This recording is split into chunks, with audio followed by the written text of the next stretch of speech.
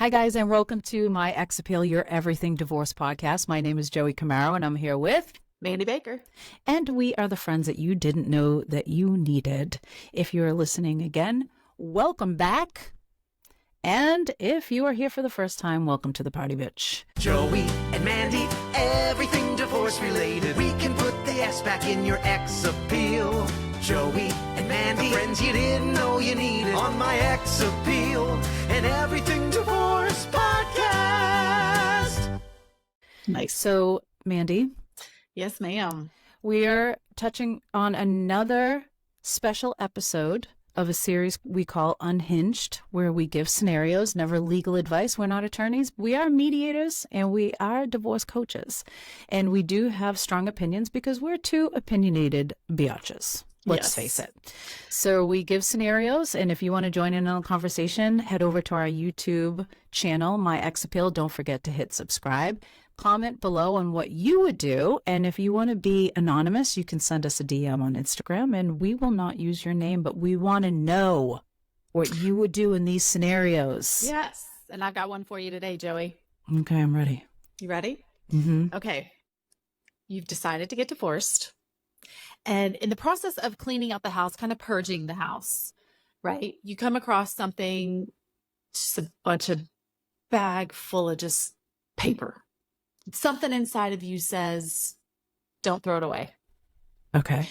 So you're looking at it, table it, you're kind of going through it. And you're like, this might have some personal information in it. So I'm going to light a fire. I'm going to have a burn party. And as you're going through this bag, you find 10 to 12 credit cards that are almost maxed out, not in your name, that you knew nothing about. So, Jesus Christ. 10 to 12? Are they actually credit cards or statements? They're statements. Not that it matters. It's unfamiliar to you because you know the credit cards that you have. You know the credit cards that are in your name. Are they in the spouse's name or just random names? Spouse's name. Okay. And they're all maxed out. First of all, you'd have to peel me off the floor. I bet. How much money are we talking total, though? Are these credit cards with like $500 on them? Oh, no. I mean, they're not that big. Okay, but still big enough. But there's a comma. Oh, Jesus. Okay. Wow. Okay, so it's laughable, right? So it just in a bag? Like a leather bag? Well, it's like, think of it like a Lululemon bag. Okay. And there's just a whole bunch of old statements in there. And you're going through it and you're just kind of like, I didn't know about that. Oh, there's another one. And you just kind of, you kind of separate it, right? You kind of table it. I'm telling you what I would do. Okay. So hold on. So first I would find a safe spot to make sure that these are not getting caught looking through these.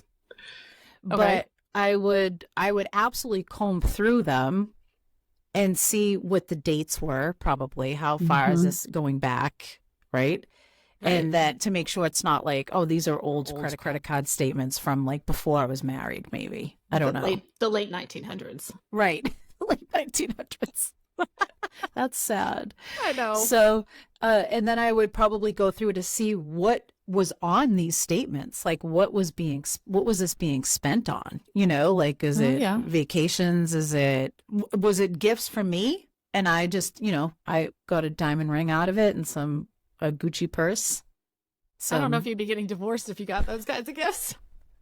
Well, no, maybe. I'm sure there's people that got divorced. Ferragamo shoes. What else? Right? If it's all rad, I'm like, all right, well, he did spend it on me. But I would probably go directly to that person and be like, what in the actual fuck is this? Yeah.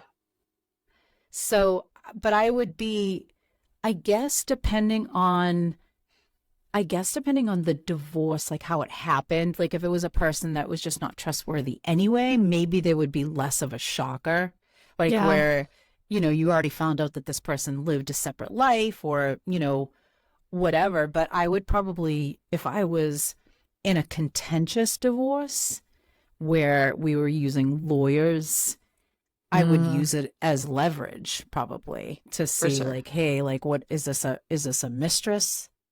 Is this, what is this? Try to investigate it a little bit, but definitely would confront the person. Oh, see, That's this how is I where would. you and I are so opposite. Okay, okay. Well, I would be fucking pissed. Oh, for sure. That I agree with you on. Like I would be shocked. Yeah. A bag full of statements? I'd be pissed That's too. straight up shithouse, if you ask me. A bag? A bag. Okay, what would you do? Well, okay, I'd be pissed too. Okay. And I definitely would find a timeline. Right? So I would find a timeline and then, but I wouldn't confront them. I just knowing me, I would probably total up everything. And then when I went to mediation, I'd be like, instead of splitting your 401k or whatever retirement you have, this is what you owe me. Right. Here's the total. Use it as leverage. Sticker shock them there. Oh, what do you mean? Oh, well, what do you mean? Here you go. Yeah. These don't have my name on it. I'll take my debt. I'll take what I know I have. But this that I didn't know about is 100% not mine. I want to know what it's spent on though, because if it's spent on furniture for the living room, that's different. I use that furniture. That's if true. If it was vacations and stuff that person just went on by themselves, that's different. I think I would still be so blinded by anger, right, that I wouldn't care. Yeah, because I didn't know about it. Right? Like, I would think that the couple would talk about how they were paying for the sofa. Right. Not wham, bam, hey, you've been sitting your ass on this thing that I paid for with a credit card you didn't know about. Right. Yeah, I guess.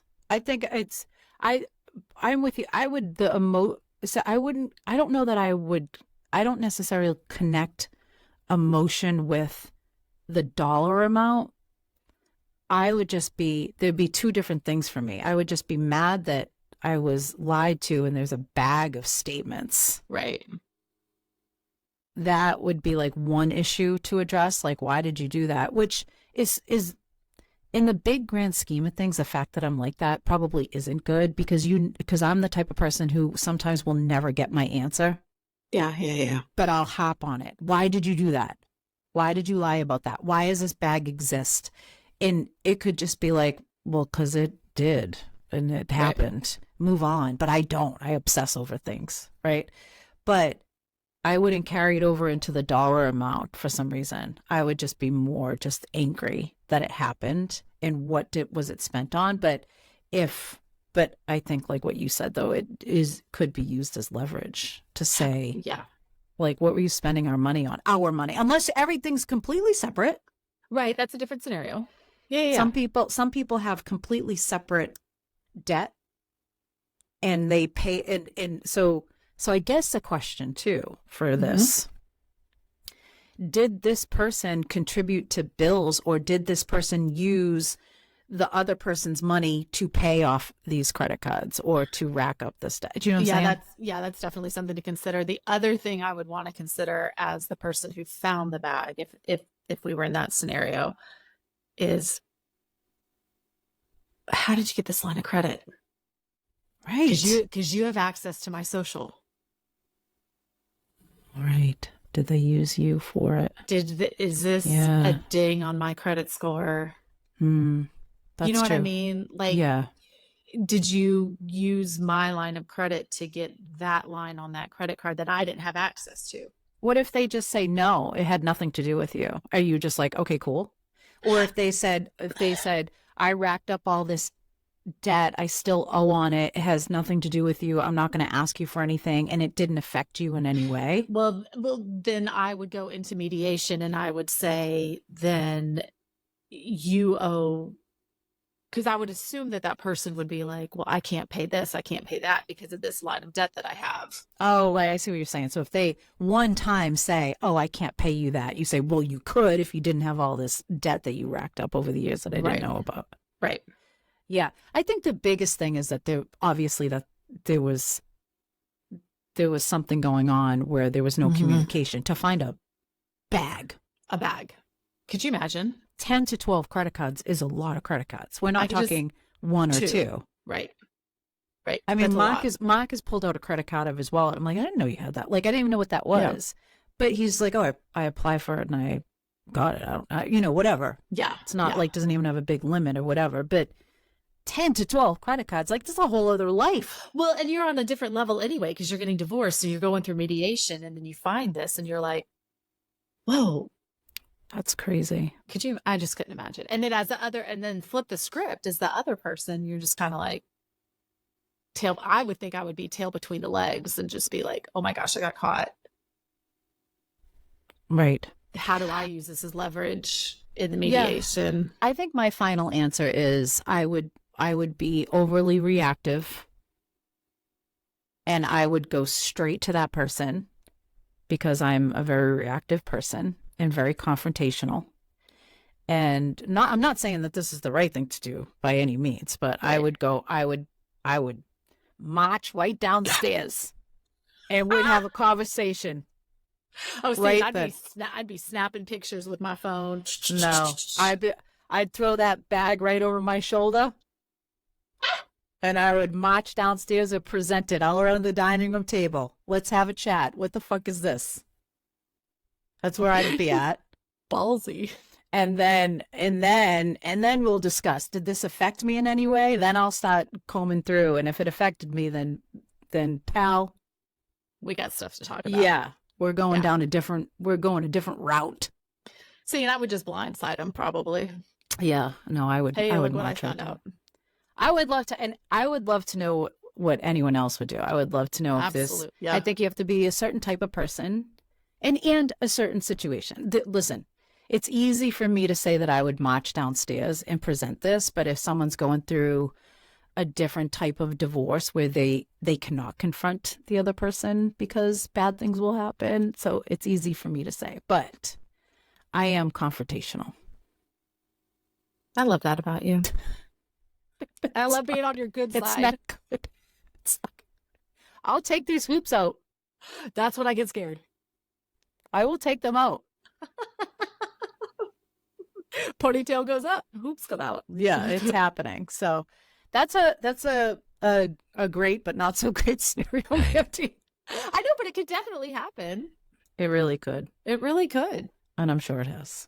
I'm sure it has. So if you want to join in the conversation, we need to hear what you would do in this situation. We need to hear. Please tell us. Head over to My Ex Appeal on YouTube. Click the subscribe button and then comment below. Or if you want to rename. You can rename it. You can rename it. Yeah, you can rename it or remain anonymous. You can send us a DM. We won't say your name, but we would love to know what you would do in this situation. Completely unhinged. If anything, I'm unhinged. You're the hinged one. You think? So yeah, I'm sure there's a scenario that's going to come up, and it's going to the alternate. You'll unhinge. Yeah, I'm sure. So during the conversation, and we will see you next time on My Ex Appeal. Thank you for listening.